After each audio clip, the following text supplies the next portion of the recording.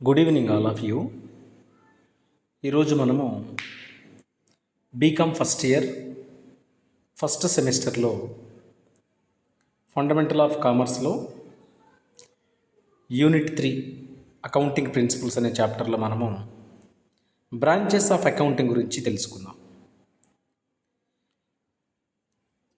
ప్రధానంగా అకౌంటింగ్కి 3 బ్రాంచెస్ ఉన్నాయని చెప్పుకోవచ్చు. ఒకటేమో ఫైనాన్షియల్ అకౌంటింగ్, రెండోదేమో కాస్ట్ అకౌంటింగ్, మూడోదేమో మేనేజ్మెంట్ అకౌంటింగ్. ఒక్కొక్క దానికి ఒక్కొక్క ప్రాధాన్యత ఉంటుంది. ఫైనాన్షియల్ అకౌంటింగ్ చేసేటటువంటి పని, కాస్ట్ అకౌంటింగ్ చేసే పని, మేనేజ్మెంట్ అకౌంటింగ్ చేసే పని వేరువేరుగా ఉన్నప్పటికీ కలెక్టివ్లీ దేనికి సపోర్ట్ చేస్తుందంటే financial management and decision making ప్రాసెస్కి హెల్ప్ చేస్తుంది. ఈ మూడు కూడా ఫినాన్షియల్ అకౌంటింగ్ ఒకటి, కాస్ట్ అకౌంటింగ్ ఒకటి, మేనేజ్మెంట్ అకౌంటింగ్ ఒకటి, మూడు వేరువేరుగా వాటి నేచర్ డిఫరెంట్గా ఉన్నప్పటికీ ఆ మూడు కూడాను financial management and financial decisions తీసుకోవడంలో ఈ మూడు కూడా చాలా సహాయపడతాయి. ఇప్పుడు మనం 1 by 1 క్లియర్గా చూద్దాం. ఫైనాన్షియల్ అకౌంటింగ్, ఇది first one. Financial accounting concerned with the preparation of financial statements. Financial accounting ఏం చేస్తుందయ్యా అంటే ట్రాన్సాక్షన్స్ని ఐడెంటిఫై చేసి ఆ ట్రాన్సాక్షన్స్ని జర్నల్ ఎంట్రీస్గా ప్రైమరీ బుక్లో ఎంటర్ చేసిన దగ్గర నుంచి వాటిని ఎనలైజ్ చేసుకుంటూ సమ్మరైజేషన్తో ట్రయల్ బ్యాలెన్స్ని ప్రిపేర్ చేసి ఫైనల్గా స్టేట్మెంట్స్ని ప్రిపేర్ చేస్తారు. వాటిని ఫైనల్ అకౌంట్స్ అని లేదా ఫైనాన్షియల్ స్టేట్మెంట్స్ అని పిలుస్తాం. ఫైనాన్షియల్ స్టేట్మెంట్స్ అంటే ఏంటంటే ఇన్కమ్ స్టేట్మెంట్స్ అంటే ప్రాఫిట్ లాస్. ఈ రెండిట్లో బిజినెస్లో వచ్చింది ఏంటో తెలుసుకోవాలి అంటే to know the profit or loss we need to prepare the income statements. అలాగే ఫైనాన్షియల్ స్టేట్మెంట్స్లో ఇన్కమ్ స్టేట్మెంట్స్తో పాటు ఇంకేముంటాయంటే బ్యాలెన్స్ షీట్ ఉంటుంది, అంటే position statement. To know the financial position of the business organisation, వ్యాపార సంస్థ యొక్క ఆర్థిక స్థితిగతులను తెలుసుకోవడానికి బ్యాలెన్స్ షీట్ని ప్రిపేర్ చేయాల్సి ఉంటుంది. అలాగే cash flow statement, cash inflows ఏంటి, అవుట్ ఫ్లోస్ ఏంటి, బిజినెస్లోకి వస్తున్నటువంటి క్యాష్, బిజినెస్ నుంచి బయట వెళ్తున్న క్యాష్, ఈ రెండింటినీ మనము చూడడానికి ప్రిపేర్ చేసే స్టేట్మెంట్ని క్యాష్ ఫ్లో స్టేట్మెంట్స్ అంటాం. వీటిని మనము కలెక్టివ్లీ ఫైనాన్షియల్ స్టేట్మెంట్స్ అని పిలుస్తాం. వీటిని ఇన్కమ్ స్టేట్మెంట్ని, పొజిషన్ స్టేట్మెంట్ని, క్యాష్ ఫ్లో స్టేట్మెంట్ని. పొజిషన్ స్టేట్మెంట్ అంటే బ్యాలెన్స్ షీట్ అని అర్థం. Okay, income statement to know the results of the organisation. Balance sheet prepares to know the financial position of the concern. Cash flow statements prepares to know the cash inflows and outflows. So వీటి గురించి మనకు తెలియాలి అంటే financial accounting అనేది మనకు అవసరం అవుతుంది. Financial accounting ద్వారానే మనము వీటిని ప్రిపేర్ చేస్తాం. కాబట్టి ఇది ఏం చేస్తుందంటే ఫైనాన్షియల్ అకౌంటింగ్ ఈ ఫైనాన్షియల్ స్టేట్మెంట్స్ని ప్రిపేర్ చేయడం ద్వారా communicate the financial performances to the stake holders.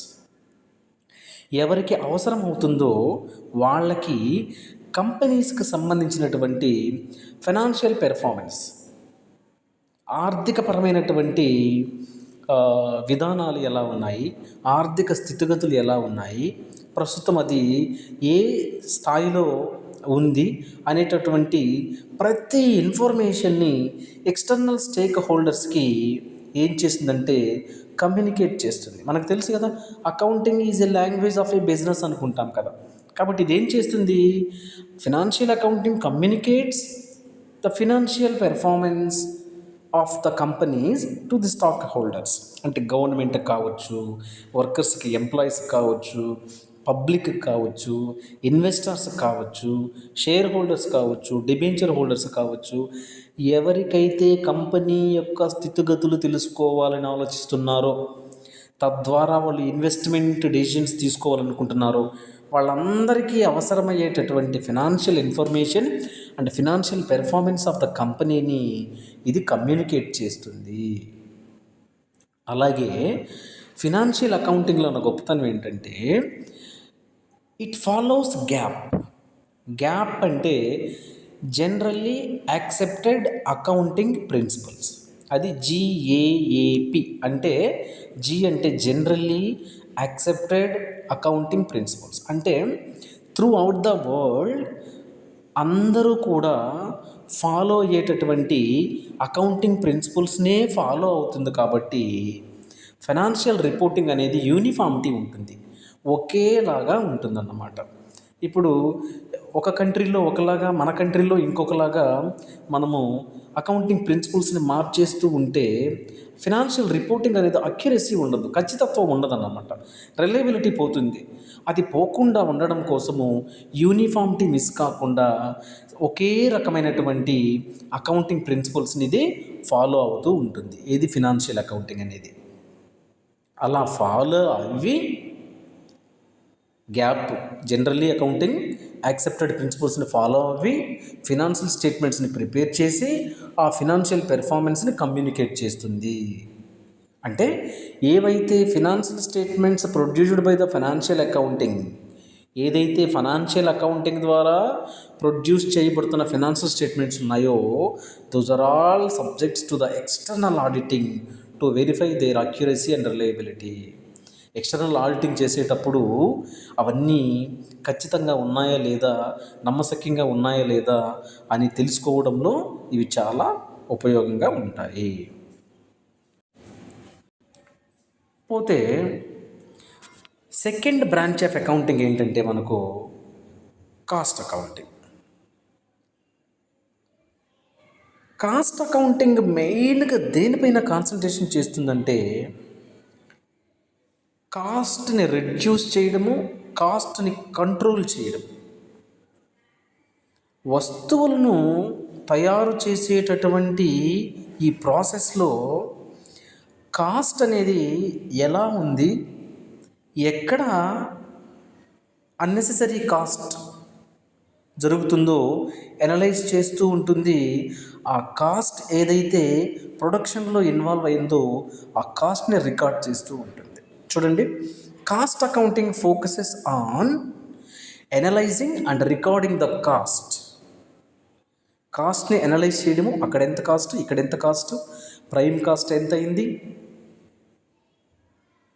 Factory cost ఎంత అయింది, ఆఫీస్ కాస్ట్ ఎంత అయింది, selling and distribution over heads ఎలా ఉంది, ఇలా ప్రతిదీ కూడా పిన్ టు పిన్ అనలైజ్ చేస్తుంది. అలాగే అనలైజ్ చేస్తూ ఆ కాస్ట్ ఏదైతే incurred in the production of goods and సర్వీసెస్ని ప్రొడ్యూస్ చేయడంలో ఇన్వాల్వ్ అయినటువంటి కాస్ట్ని రికార్డ్ చేస్తుంది. ఏదైతే వస్తువుల తయారీలో ఎంత కాస్ట్ అయితే పెట్టామో అంత కాస్ట్ని బుక్స్ ఆఫ్ అకౌంట్స్లో రికార్డ్ చేస్తుంది. అర్థమవుతుందా?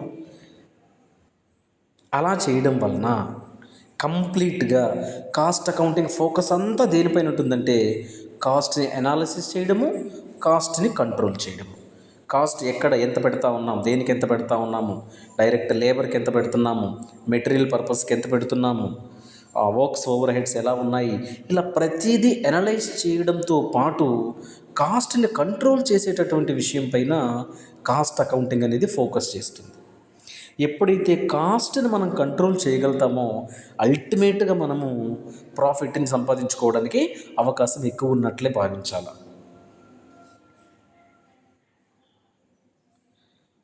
అలాగే